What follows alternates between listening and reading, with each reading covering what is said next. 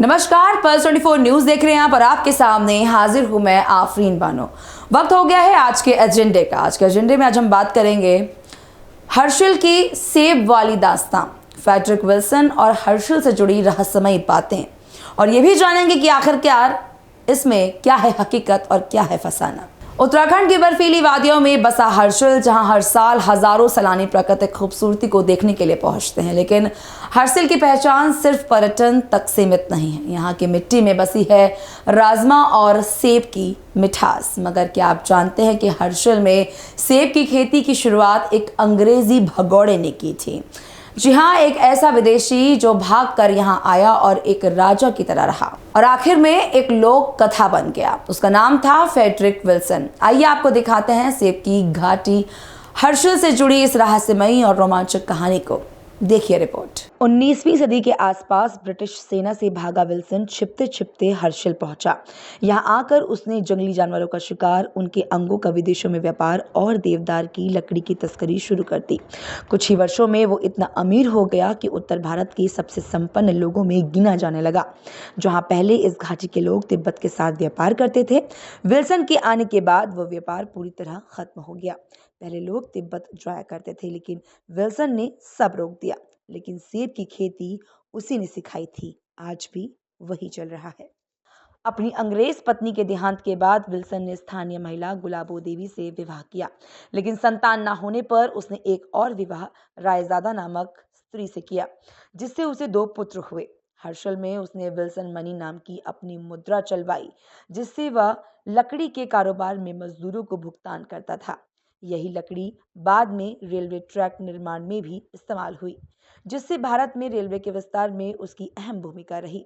Wilson ने यहाँ सेब की खेती की शुरुआत करवाई और आज भी उसके नाम पर सेब की एक खास किस्म हर्षिल में उगाई जाती है।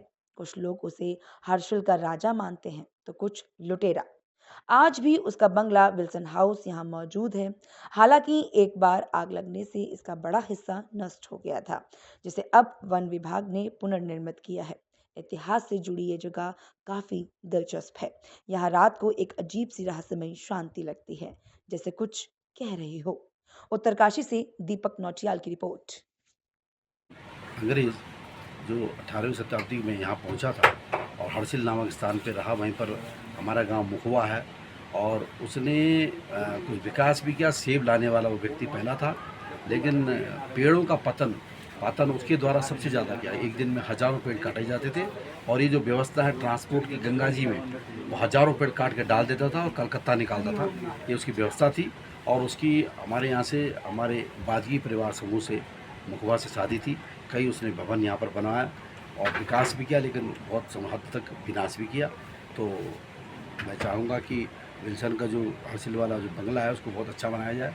पुराना वाला जल गया है, एक हेरिटेज तो है ही वो, और चाहेंगे कि सभी लोग भगवती गंगा के दर्शन करने आते तो हर्षिल और मुखवा जरूर जाए। अभी मोदी जी आए थे और उनका भी धन्यवाद। उन्होंने शीतकाल में आके माँ गंगा का यहाँ पूजा और अर्चना की, तो हमारे लिए बहुत बड़ी बात है। पूरे देश विदेश में ये बात गई। उसके बाद यात्रियों की संख्या बहुत बड़ी, और उनका बहुत बहुत आभार करता हूँ। जय गंगा भैया। मैं तो ये सभी से कहूँगा कि एक बार ज़रूर आना चाहिए यहाँ पे। हम लोग जाते हैं मोस्टली, क्या है कि हम कई बार कश्मीर भाग जाते हैं, हिमाचल भाग जाते हैं, बट ये अभी जो एरिया है, ये वाला एरिया अनटचेबल है। अनटचेबल इन कि लोगों का यहाँ आना इतना नहीं है।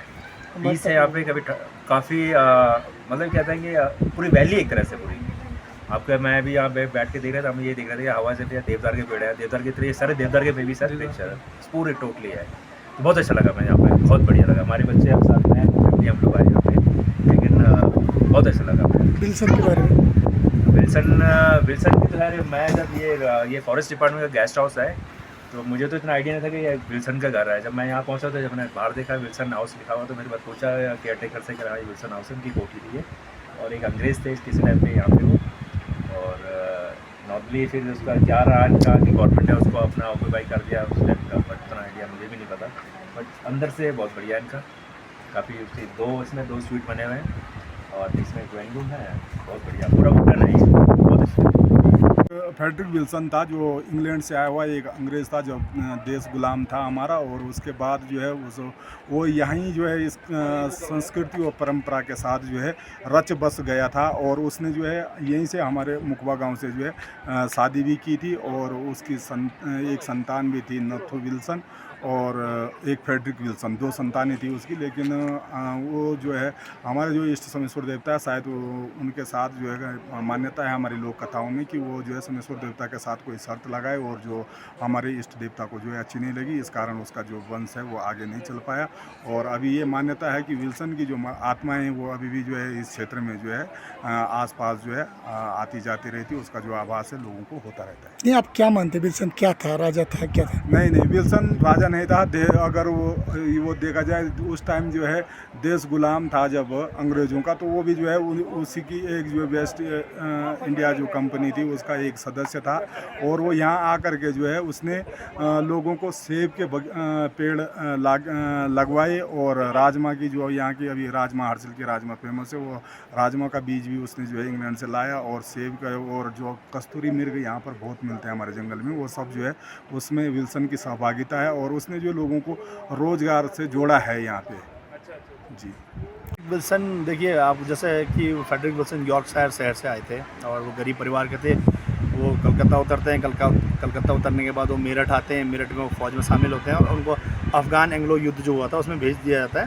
विल्सन वहाँ लड़ते हैं, वहाँ भीषण युद्ध होता है। कुछ लोग फ्रेडरिक विल्सन के साथ कुछ लोग छोड़ के चले जाते हैं और युद्ध से भाग जाते हैं, वो कश्मीर से होते हुए लंडौर आते हुए, और क्योंकि वो फौज के भगाड़ू सैनिक था, तो उनके पीछे लगी थी ब्रिटिश सेना, तो वो अपना सेफ पैसेज ढूंढते हुए इधर आते हैं, और टिहरी के राजा के साथ काम करते हैं और यहाँ रहते हैं। तो वो अपनी पहचान छुपाने के लिए यहाँ पर मुखवा में जो यहाँ के हमारे शिल्पकार समाज के लोग हैं, उनकी लड़की से शादी करते हैं और यहीं के दामाद हो जाते हैं। तब उनका नाम विल्सन से फुल सिंह साहब हो गया, और उसके बाद जब वो एक बहुत महत्वपूर्ण कार्य करते हैं ब्रिटिश इंडिया के जो अंग्रेज़ों की फ़ौज के लिए, जो मेरठ से डॉक्यूमेंट्स चोरी होते हैं जो ब्रिटिश सेना के, और उसको जो रशियन चुरा के ले आते हैं, उनको पकड़ते हैं वो गुमगुम नाले में, जो नीलोंग के बगल में, वहाँ पकड़ते हैं। वहाँ से उनकी क्रेडिबिलिटी बढ़ती है फ़ौज में, सेना में, उनकी ब्रिटिश सेना में। उनके पुराने जो रहते हैं फौज से भागने का, उसको ख़त्म कर दिया जाता है उन पर केस, और उनको फिर यहाँ ब्रिटिश सेना उनको काम देती है कि आप यहाँ पर लकड़ी का काम कीजिए। और आपको जब भारत में रेलवे का विस्तार हो रहा था, तो रेलवे के लिए वो पूरे इस क्षेत्र से देवदार की लकड़ियों को लेके गए, और वो सारे ट्रैक बिछे हैं। उसके बाद विल्सन का इस क्षेत्र में फिर विल्सन फॉरेस्ट के ठेकेदार भी बन जाते हैं, और फॉरेस्ट के लिए भी काम करते हैं। आज आप देख रहे होंगे कि हर 6-7 मील पर जो हमारी फॉरेस्ट चौकियाँ बनी है, सब विल्सन के द्वारा बनाई गई है। इस क्षेत्र में भी उन्होंने बहुत सारे काम किए। बगान का टेक्निक उन्होंने सिखाई है, बेसिकली लकड़ियों कैसे बगान करते हैं वो उन्होंने किया है। गंगोत्री मंदिर का जो भैरव घाटी में पुल है, आज जिसके 2 पिलर खड़े हैं, जो ठोट खड़े हैं, वो विल्सन द्वारा पहला ब्रिज बनाया गया था। उसी के बगल में वर्तमान जो ब्रिज है वो बनाया गया है। गर्तांगली ब्रिज में उनका बहुत बड़ा रोल है, उन्होंने उसमें भी सहयोग किया है। तो विल्सन के बहुत सारे काम है। ट्राउट फिश लेके आए, वो एप्पल लेके आए, राजमा लेके आए इस क्षेत्र में, तो उनका योगदान रहा है। बागवानी उन्होंने यहाँ लोगों को सिखाई है। हंटिंग करते थे, वो बहुत अच्छे हंटर थे। यहाँ से बहुत सारे जीवों के, जैसे कई उनको हंटिंग करके वो इंग्लैंड भेजते थे, उससे पैसा कमाते थे। जामक में उनकी एक जगह फैक्ट्री थी जहाँ वो भूसा भर के उनको बेचते थे। तो विल्सन ने इस क्षेत्र में कारोबार करना सिखाया बेसिकली। तो वो क्या माने उसको, विल्सन को राजा माने क्षेत्र का, कि क्या माने? देखिए, वो बेसिकली कारोबारी थे। राजा तो ऐसे ना, आज की डेट में कि कोई भी कारोबारी को राजा ही मानेंगे लोग। बड़ा कारोबारी था, सबको सिखाया उन्होंने। तो बेसिकली वो एक व्यापारी थे। था उस समय, जिस समय सन 60 वो हुआ सरकार, उस समय आया हूँ यहाँ अकेला।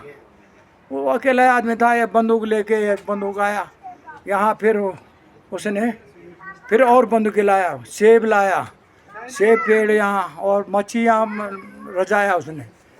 वहाँ से सब कुछ, ये मतलब हर्षिल बंगला में उसने सेब का बगीचा, नाशपाती सारा। पहले कहाँ कुछ था ना, आलू यहाँ लाया, बढ़िया वाला आलू, और सेब का पेड़।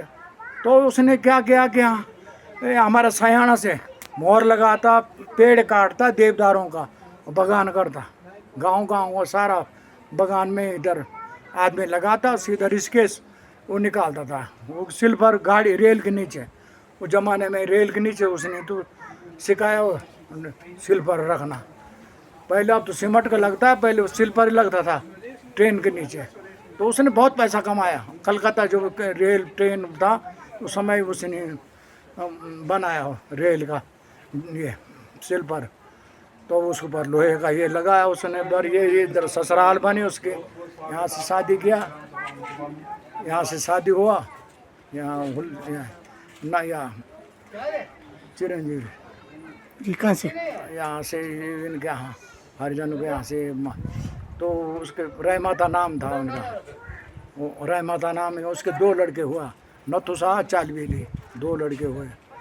तो उसने फिर बंगला पे यात्री को मार दिया वो गोली से, बंदूकें थे उनके पास। फिर उसको जेल हो गया, जेल हुआ नथु को, बस वो फिर उसको कही था। फिर उसने कहा जो देवता की परीक्षा ली क्या था? और वो राजा ने फिर उसको बंद कर दिया, यात्रियों को मार दिया। यात्री पैदल चलते थे उसमें हर्षिल से। जी जो देवता की परीक्षा ली उसने क्या? देवता की परीक्षा लिया इसने क्या कि ये खटमल है, तो उसने देवता का एक सोने का हाथ में रखा, ये चूल्हे का डेल रखा। देवता ने गले में पड़ा, ये हाथ में सोना है, इस हाथ में चूल्ही है, चूल्ही है।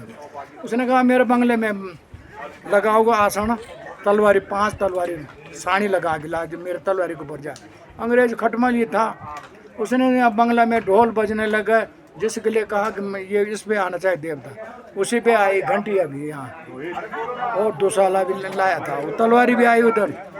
और उसने कहा तो तूने फूल बिछाना था, तूने साड़ी लगा के लाया, तेरा बंसी नहीं रहेगा। तलवारी के ऊपर चला देवता, साड़ी वाली तलवारी 5 तलवारी के ऊपर पकड़ा, तलवारी लोगों ने सब मार। तो उस समय तो ये वो देवता ने उसको आजमाया, उसने कहा तेरा बंसी नहीं रहेगा, तो तलवारी के ऊपर चला वो तलवारी भी यहीं आए। एक घंटी भी है अभी उसकी देवता की। उस समय वो 2 नंबर बक्सा नंबर बताया देवता ने, उस बक्सा में जो 2 साला है सोने वाला, इसको मेरे गले में डाल, तब मैं आसन लगाऊँ। तब लगाया खड़ा आसन यहाँ अर्जल बंगला पे, बंगला पे देवता को आजमाया उसने कहा देवता फूल बिछाना था, तेरा बंसी नहीं रहेगा, जा हट। अब क्या है उसका? कुछ नहीं है उसका। मसूरी में बंगला बनाया उसने, मसूरी में उसका है, यहाँ कोट बंगला उसका बंगला है। जंगलात वालों अब उसी के यहाँ में रह रहे, उसने जंगलात को दिया, सारा जंगलात वाले अब मतलब क्या था विल्सन, क्या मानते हैं आप? सिंह वैसा ही था, अंग्रेज था, वो आया था, अंग्रेज अकेला आया था बेचारा। अब यहाँ देखो मिर्ग भी उसने रजाया, मच्छी यहाँ डाला, सेब पेड़ यहाँ लाया, बंदूक यहाँ लाया, लोग झाड़ सिखाया, कस्तूरी ले गया, कलपोत ले गया, सब कुछ यहाँ से जंगल से बहुत पैसा कमाया उसने। राजा को पैसा बहुत दिया, राजा बोलता था कि तो मेरा उतना मामला नहीं आता था जितना वो कुलसिंह पैसा देता था। किसको? राजा को, नरेंद्र शाह को। नीचे ये नाम क्या आपका? किसका? हुल सिंह। आपका? मेरा नाम द्वारिका प्रसाद है। समझ। 19वीं सदी में जब लोग गंगोत्री धाम पैदल जाया करते थे तो नदियों पर कई पुलों का निर्माण भी विल्सन ने ही करवाया था। विल्सन की कहानी यहीं खत्म नहीं होती, वो एक लोक कथा में तब्दील हो गया। कहते हैं एक बार उसने यहाँ के आराध्य सोमेश्वर देवता को तलवारों पर चलते देखा और उन्हें चुनौती दे डाली कि वे उसके बंगले पर आकर ऐसा कर दिखाएं।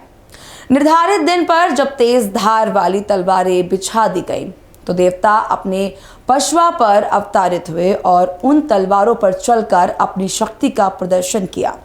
विल्सन उनके आगे नतमस्तक हो गया, पर देवता ने उसे श्राप दिया, मुझे मेरे स्थान से बुलाकर अपमान किया है। देवता बोले, इसलिए तेरे वंश का विनाश होगा। कुछ समय बाद ही दोनों पुत्रों की बीमारी से मृत्यु, फिर पत्नी की मौत और अंततः विल्सन की खुद की लंबी बीमारी से मृत्यु हो गई। देवता का अपमान करना कभी क्षमा नहीं होता और यही हुआ विल्सन के साथ भी। उसका पूरा वंश नष्ट हो गया। बहरहाल आपको यह कहानी कैसी लगी कमेंट करके ज़रूर बताएं। फिलहाल मेरे साथ बस इतना ही, मुझे दीजिए इजाज़त और आप देखते रहिए पल्स 24 न्यूज़। नमस्कार।